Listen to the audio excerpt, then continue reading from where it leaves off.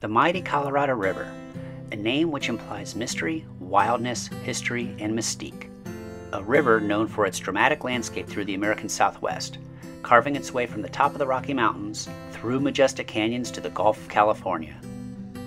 When John Wesley Powell first ran the uncharted river with wooden boats in 1869, it was full of rapids and other dangerous obstacles, not the least of which was its remoteness in an otherwise arid landscape. Today's river is not what it once was. Mighty dams have tamed the once wild river, creating large lakes, producing hydroelectric power, and controlling seasonal flooding that once created problems for development along the shores. There are still a few places where one can get a taste of the old Colorado. One of these is the Black Canyon Water Trail, which stretches 30 miles south from Hoover Dam into Lake Mojave and is part of the Lake Mead National Recreation Area. On July 23, 2020, I started a 2-day kayak trip along this stretch at Willow Beach, which is River Mile 52, counting up from Davis Dam near Laughlin, Nevada. When I finally got on the water about 5:30 p.m., the outside temperature was still over 100 degrees. The river water runs about 54 degrees constantly, with the temperature mostly set by the release of water from the Hoover Dam generating station, which pulls the coldest water from the bottom of Lake Mead. It is very clear, and you can see the bottom in many places. My initial goal was just to get upriver enough to avoid the commotion of Willow Beach Marina and find a nice beachhead to set up camp. The water was somewhat choppy due to the afternoon winds and the volume of motorized boats, and there was a gentle current against me, but I was able to work my way upstream at a steady pace, sticking to the Nevada side where there was more afternoon shade. I had a map and a river guide that I printed from the Lake Mead Recreation Area website, but for the moment it was packed in a waterproof bag and out of reach, so I didn't have any good way to determine where I was at and where I was going until I noticed a green square sign on the Nevada side with the number 53 in the middle. I quickly figured out that this was a milepost. I knew that the Emerald Cave was near milepost 54, and I thought 2 miles was a good distance for a first day, so I kept a lookout for another green sign with the big 54. By the way, Emerald Cave is advertised as one of the more spectacular sights along this stretch, where afternoon light creates a beautiful green color along the water. A little farther up, the river channel narrows a bit, with rocky cliff faces on both sides. This is the location of the old gauging station, which was built to measure water flows along the river before the creation of Hoover Dam. I noticed a small cave along the Arizona side. I thought it could be the Emerald Cave, but since I hadn't found milepost 54 yet, I figured I wasn't far enough. I did cross the river for a closer look, but didn't enter the cave since it was already in the afternoon shade. Now I was paddling up the Arizona side. The current had picked up considerably through this section, and the water was getting really choppy. A passing motorboat created some big waves which killed my momentum, and I had to paddle really hard to keep pressing upstream. I was almost afraid that I wouldn't make it. Finally, I cleared this section of high cliffs and the river widened again, which allowed the current to subside and become more manageable. The riverbanks are mostly steep terrain covered in large rocks, except for areas where side canyons come in and seasonal flooding washes smaller rocks and dirt into the main stream to create beachheads. Most of these beachheads are so dense with tamarisk trees that there is no place to pitch a tent or even park a kayak. So I was looking for one of these beachheads where the trees were set farther back or had a break in them large enough to set up camp. As I pressed on and the sun dropped lower on the horizon, I was getting discouraged about not finding a suitable camping location. I was also hoping to find a nice sandy beach that would be easier for sleeping, but instead everything seemed to be covered in small pebbles. Eventually I encountered another green sign, but was surprised when it didn't have a 54 on it, but instead 55. I had covered 3 miles already from my starting point, not the 2 that I was planning on. Looking across the river, I could see a small peninsula extending out into the water. Figuring it was worth a look, I paddled across the stream and beached my boat in a little cove. There was a clear spot through the trees that led back into a side canyon. As the light was starting to get dim, I decided this was the best spot I could find for now. I set the tent up a little ways back in the canyon and took my stove out to the tip of the peninsula for dinner with a view. After dinner, I laid down on the rocks to relax as the light faded away, enjoying the cool breeze off the water and trying to discern the various sounds around me. When I finally got up, I discovered that my peninsula was now an island. The water level was continuing to rise, so I dragged my kayak farther up the shore from the river and went to bed. River levels fluctuate in the evening as more water is released from Hoover Dam. Once away from the water, the cool breeze was replaced by fiery heat radiating out of the rocks of the canyon. This made it difficult to sleep, so I laid in the tent watching the stars while being serenaded by the various sounds of remoteness. Something was splashing a lot on the river, and I tried to imagine what kind of animal it could be. Bighorn sheep? Beaver? River otters? Then there was stirring in my camp, and a small dark animal wandered past my tent, and I'm pretty sure looked through the screen at me. However, he seemed more interested in a bush nearby. Ringtail cat, perhaps? Insomnia settling in, I got up and wandered back out to the water's edge. By now, the river was receding and my peninsula was back again.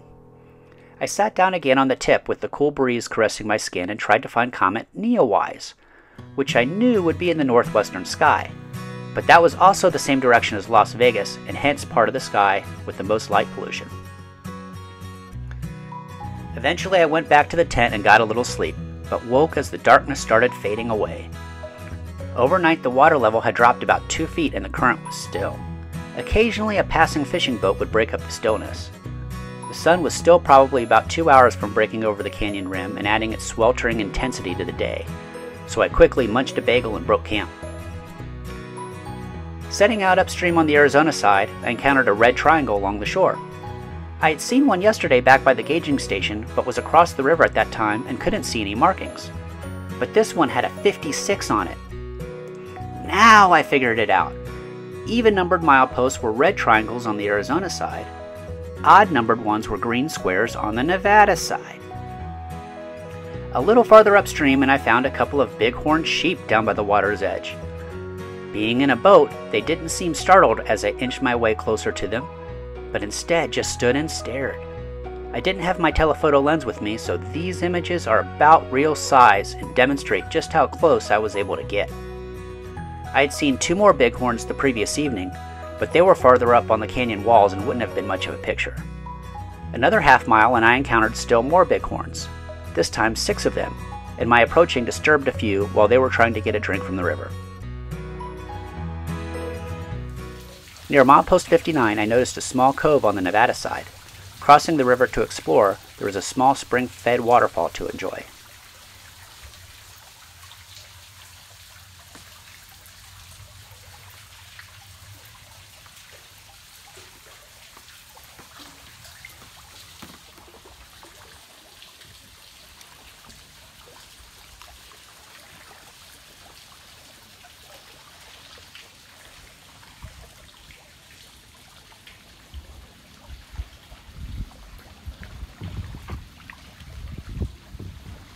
A little farther up on the Arizona side was a small cave. This wasn't the famed Emerald Cave, but it was still interesting. At milepost 60 is the Arizona Hot Springs. There is a much larger beachhead there, as well as 2 composting toilets. It's against park regulations to deposit human waste in the canyon, although evidence at my campsite last night suggested that rule was often ignored. Grabbing some snacks and water, I headed up the short trail to the hot springs. I had been here several years ago over spring break with my family, but we hiked down from the highway.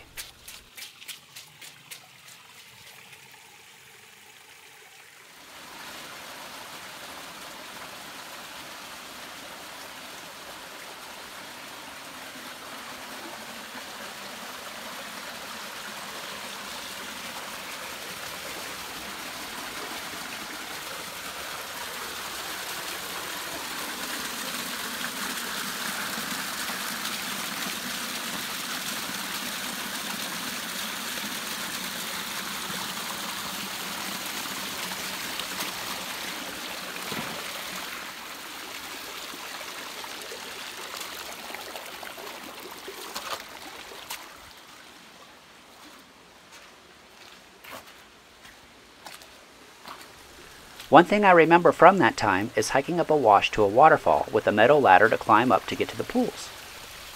This time I hiked up the wash and found some pools first, then went past them to the waterfall. The ladder was gone. The water here is supposed to be about 112 degrees where it comes out of the rock, so I imagine it being around 105 after flowing down to the pools. Just warm enough for a bath. I sat and relaxed with the pool surprisingly all to myself. It was still early in the morning, I guess they might get busier later in the day.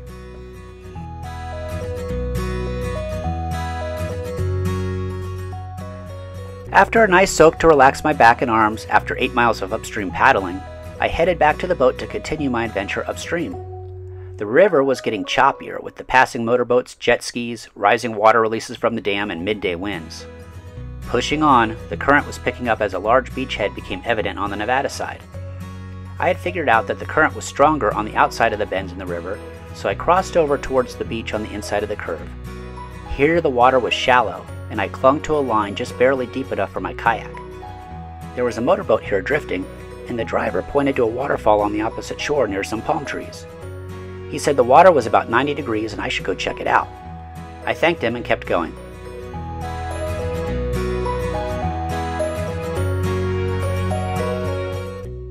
Around the bend was another side canyon on the Nevada side. I figured it to be Gold Strike Canyon, about milepost 62.5. I could see the Pat Tillman Bridge from here, which takes the highway over the river next to the Hoover Dam. I ran my kayak up on the beach here.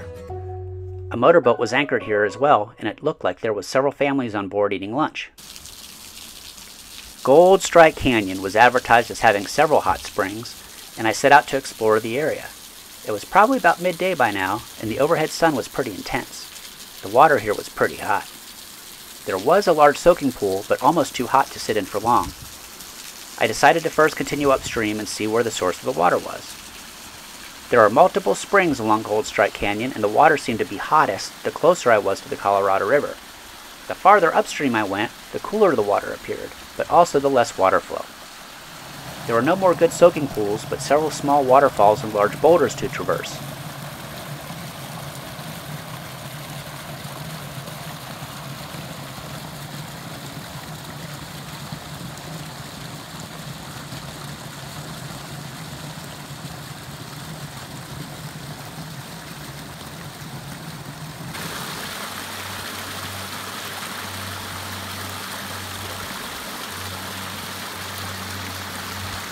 Eventually I came to a spot where a rope had been left to help scramble up a particularly large rock. Being in sandals with a camera dangling around my neck, I decided that this was the upper end of the canyon for me. Making my way carefully back downstream, I stopped to try a soak in the large pool. Boy, was it hot! It took me a few minutes to get used to the temperature before submerging myself to my waist. A couple of young men came up from the river and asked how hot it was. I said, "Pretty hot." They turned and went back the way they came.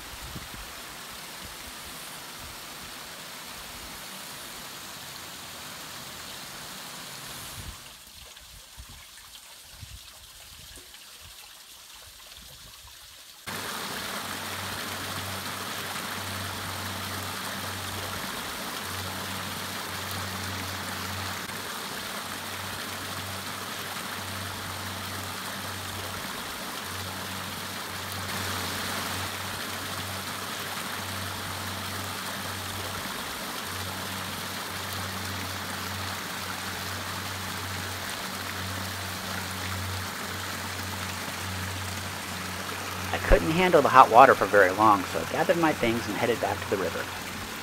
A different boat was tied up now, again with a large family eating lunch. One of the men was standing on the shore and he asked about my experience getting there. When I told him I'd started at Willow Bend, 10 miles downstream, he was pretty impressed. He also said that there was another hot spring just a little bit farther upstream, and it was so hot you couldn't touch the water. I decided to try it out too, since I was already here. But getting there wasn't that easy. Years of debris from Gold Strike Canyon washing into the river created a small rapid, and the current from dam releases was picking up.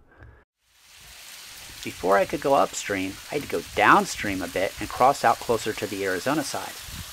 Then paddle like mad to get through the roughest part of the current. But I made it through and found the spring and waterfall that I was looking for, and he was right. The water was hot.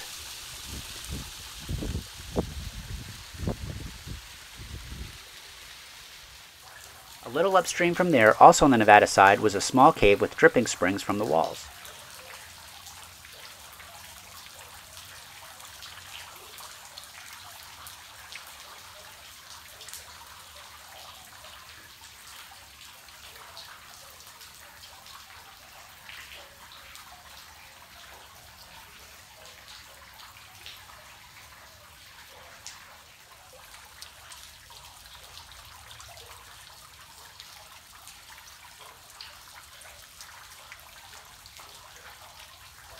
Just past this was a sign over the river signifying that no one was allowed past that point. This was as far upstream as I was allowed to go, and the current was getting too strong for me to paddle against anyway. So I made my way out midstream and just let the current carry me away.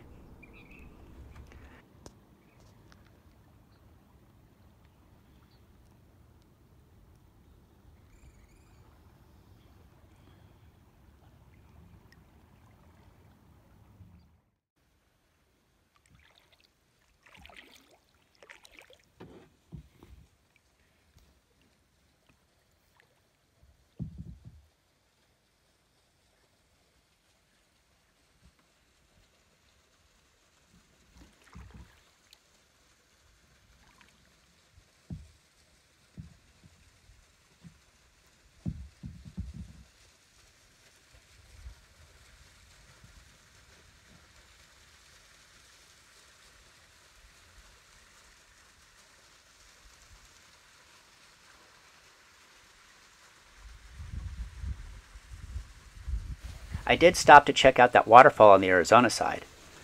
These were the only palm trees I saw in the entire canyon. Why they grew so well here and nowhere else, I have not a clue. But the waterfall was a great temperature for a soak, and the pressure sure felt good on my back and shoulders.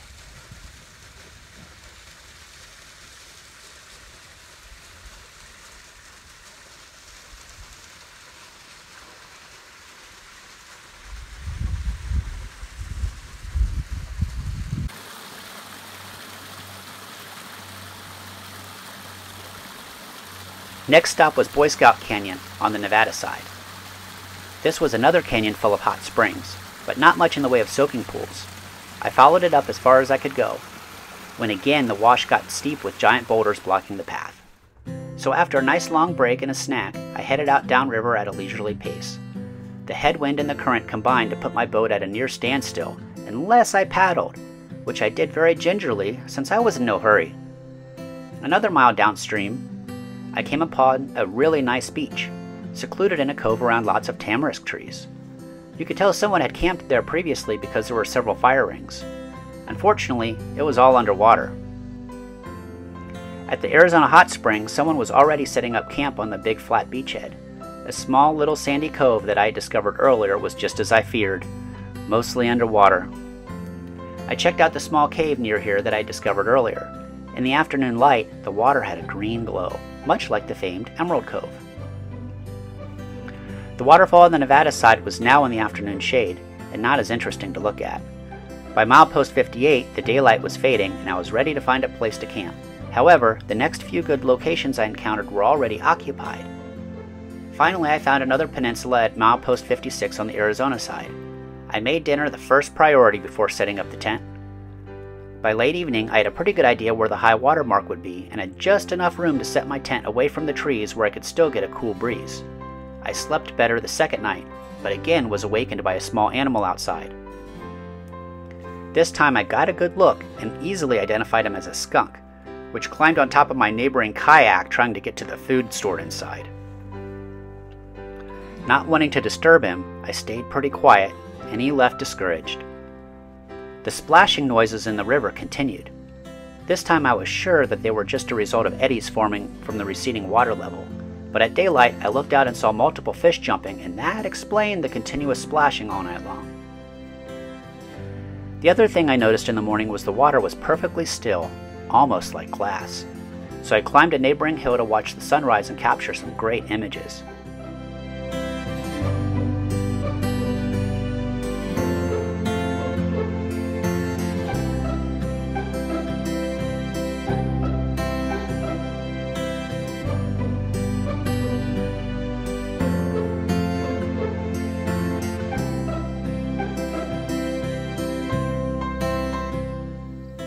After a leisurely morning, I set out again downstream. This was Sunday morning, and the river is closed to motorized traffic on Sundays and Mondays during the summer. The winds were calm, the water was smooth, and the air was cool. It was near perfect. At one point, I looked up at a cliff on my left and spotted a bighorn at the top silhouetted against the sunrise. What a perfect way to close out an incredible adventure.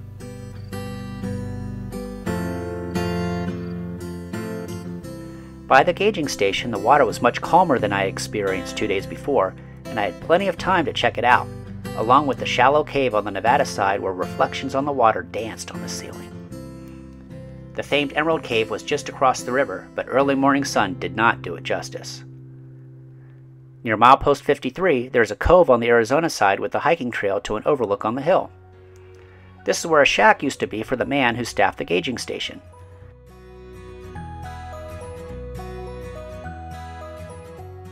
He had to traverse 2 cable cars and a precarious footpath to get to work.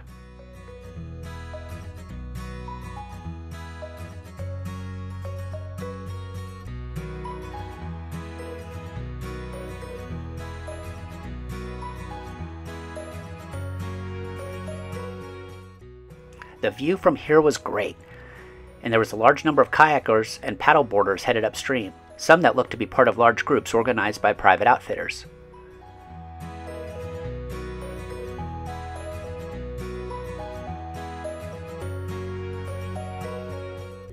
Another mile and I was back at Willow Beach around 11:30 a.m. Watching those other boaters just getting started almost made me want to turn around and join them, but 20 miles was quite enough. And like any good outdoor adventure, the best way is to end with a cheeseburger, this time supplied by In-N-Out in Kingman.